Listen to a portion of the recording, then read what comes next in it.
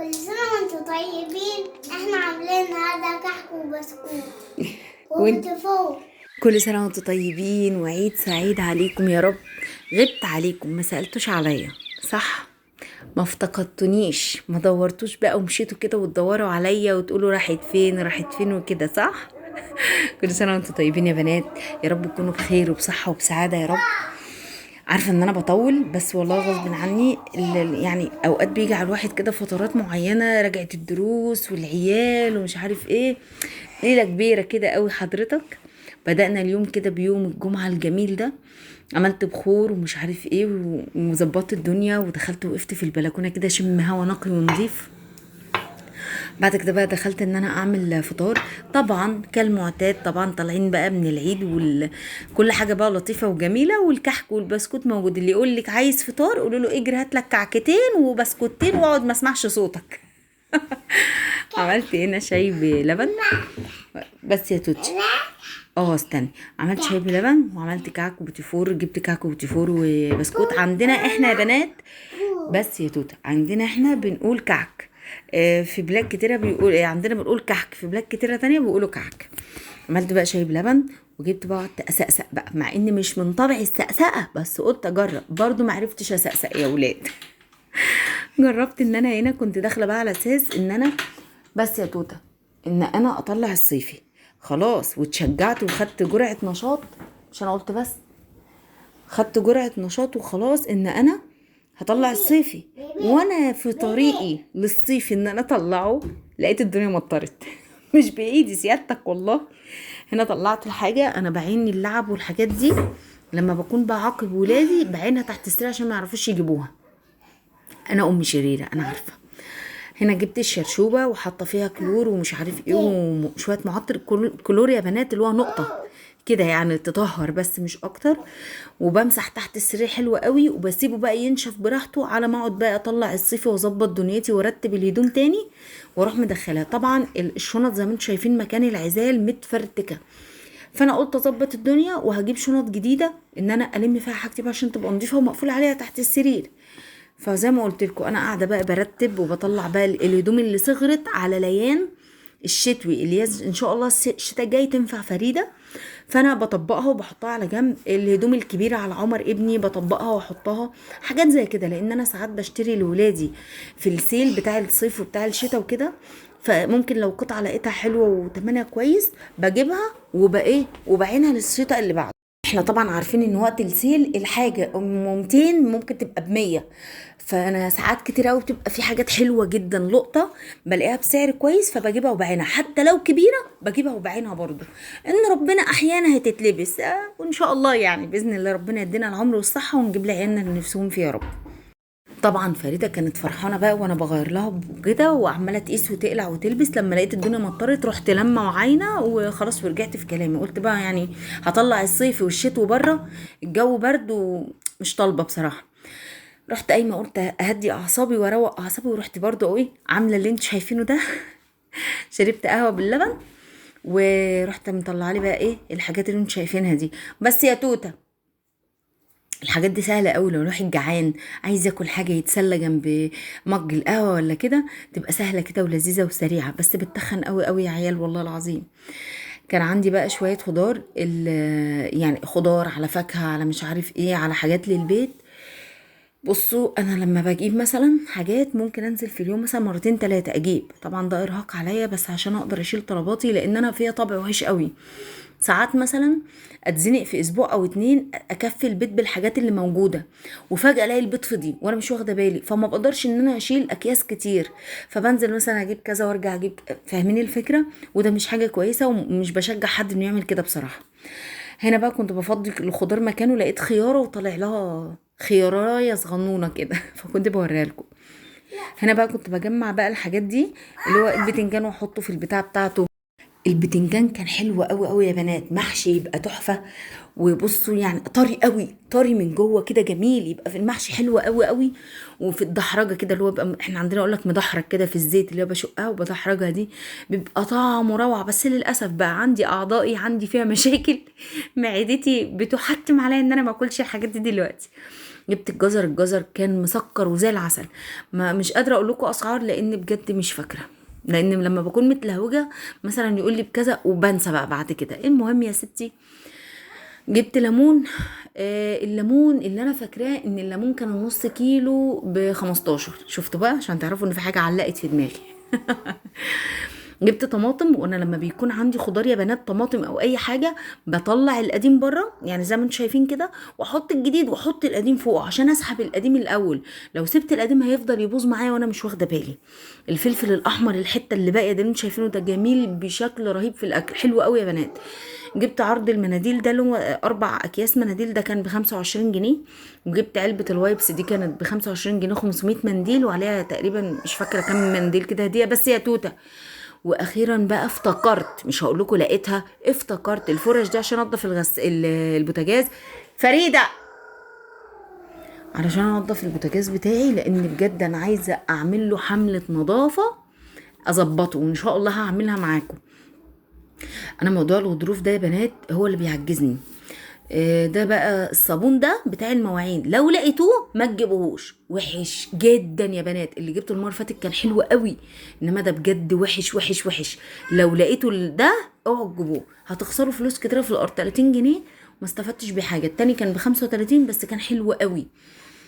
بصوا المناديل دي اسمها مور، حلوه مش وحشه خالص يا بنات، شغاله. انا بستعملها لشنطه ايدي وانا خارجه بولادي، حتى لو من غير ولادي بيبقى خلاص اتعودت انها تبقى في شنطتي. جبت هنا كيلو شعريه وكيلو مكرونه، كان الكيلو يا بنات ب22 جنيه من اللي هي الشعريه والمكرونه دي. فبفضي بقى في علب ومره واحده عشان اعينها.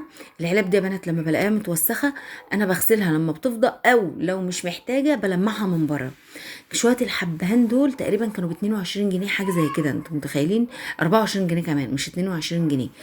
بس كان حبهان حلو قوي بصراحه، يعني مش هقول لا ده كده، لا حبهان كبيره كده وحلوه ولونها حلو كده. انا اتعودت على الحبهان في الشوربه والحاجات ديت، فلازم اجيبه بصراحه. يعني انا ما بجيبش المستكه لانها بقت غاليه جدا فما بجيبهاش. جبت هنا كمون وجبت فلفل، ده تمن وتم. جبت بقى البرطمان ده، انا غاويه قوي برطمانات صغيره لانها بتبقى شكلها حلو كده وبجيب على قدها بصراحه. ده ينسون، كان تمن ينسون تقريبا، لان انا ما بستغناش عنه. عيل مش عارف ايه، زوره مش عارف ايه، لازم يبقى عندي ينسون. بدأت بقى ألملم كل الحاجات. كنت جايبة بن فضيته.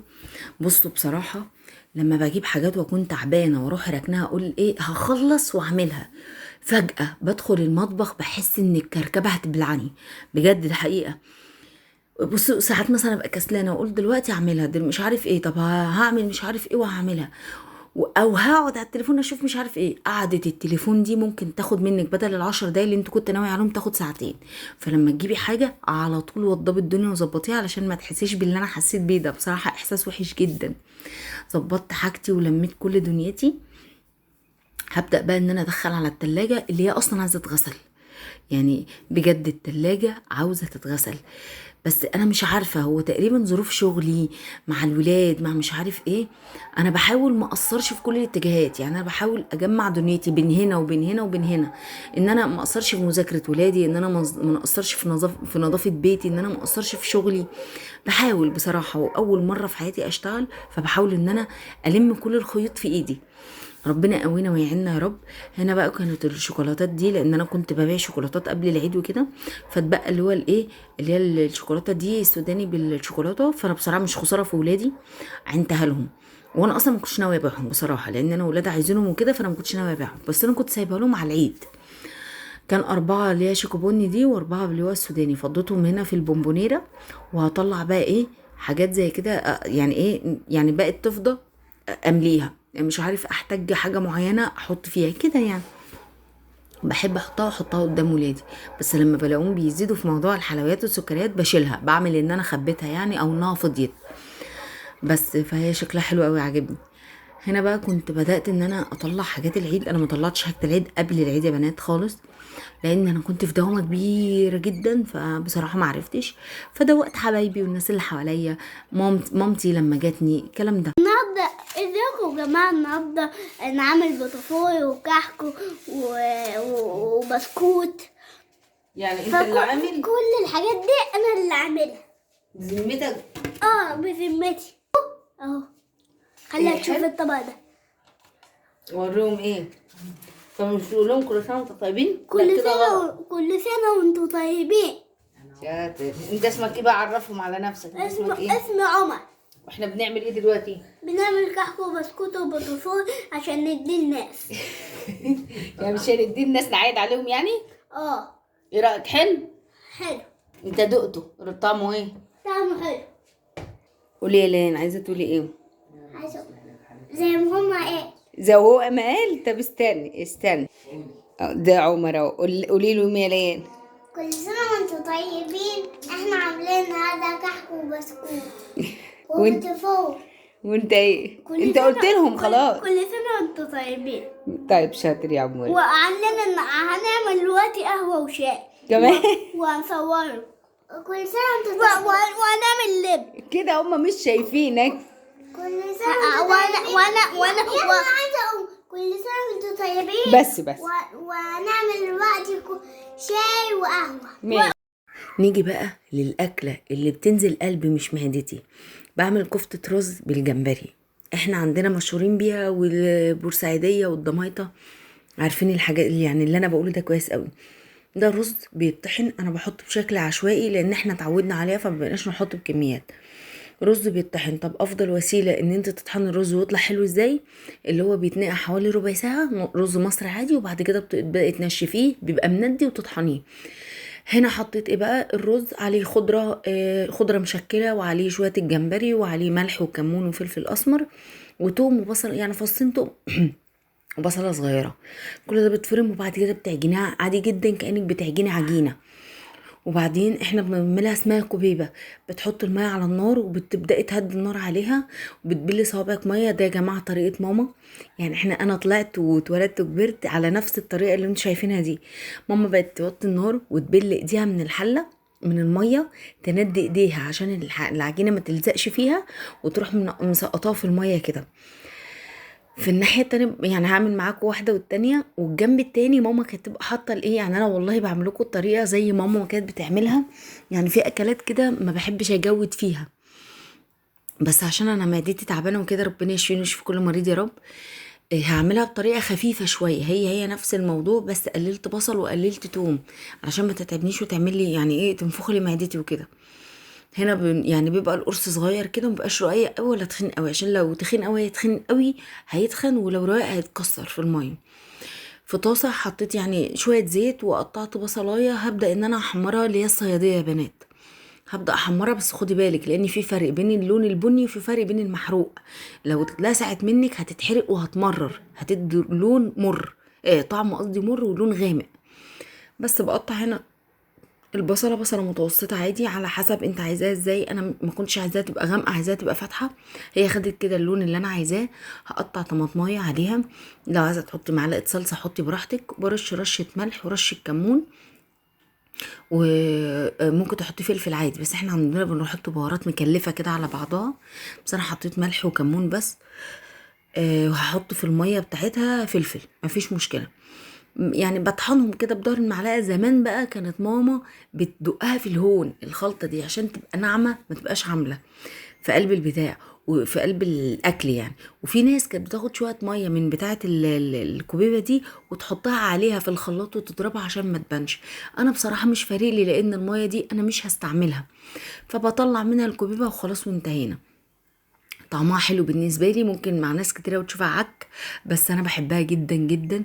والضمايط عارفينها كويس قوي، والبورسعيديه عارفينها كويس قوي. لو حد بيتفرج عليا من بورسعيد او دمياط يا ريت يكتب لي في الكومنتات انا بعملها صح ولا لا. بتبقى فاتحه كده ولونها خفيف علشان ما تتعبنيش ولا تتعب معدتي. انا بحب الاكله دي جدا، بعشقها، بموت فيها. الجمبري عندنا بيبقى صغير كده، وبيبقى له موسم معين في السنه، اللي هو التوقيت تقريبا اللي احنا فيه ده. يا ريت لو الفيديو بتاعي كان خفيف ولطيف عليكم واستفدتوا منه ولو بحاجه بسيطه، يا ريت ما تنسونيش في اللايك، الاشتراك، ويا ريت تدعوا لي دعوه حلوه من قلبكم بصلاح الحال وهدايه عيالي يا رب، ويرزقني برزقهم يا قادر يا كريم يا رب العالمين. هنا كنت جايبه الواحده عشان اوريكم ان فيها الجمبري باين واضح في ازاي. هو جمبري صغير خالص كده يا بنات، بس طعمه قمر قوي. كنت جايبه اقطعها علشان اوريكم ان قد ايه مستويه ما فيهاش اي حاجه. كفتة يعني عامة كفتة الرز بلحمة بفراخ بأي جمبري بأيا كان، تعرفي ازاي ان هي طريقتها ناجحة وحلوة قوي. لما تقطعها او تيجي تقطميها تلاقيها بتقطم كده، مش بتبقى ناشفة ومكتومة. القطمة دي معناها ان هي فلافي كده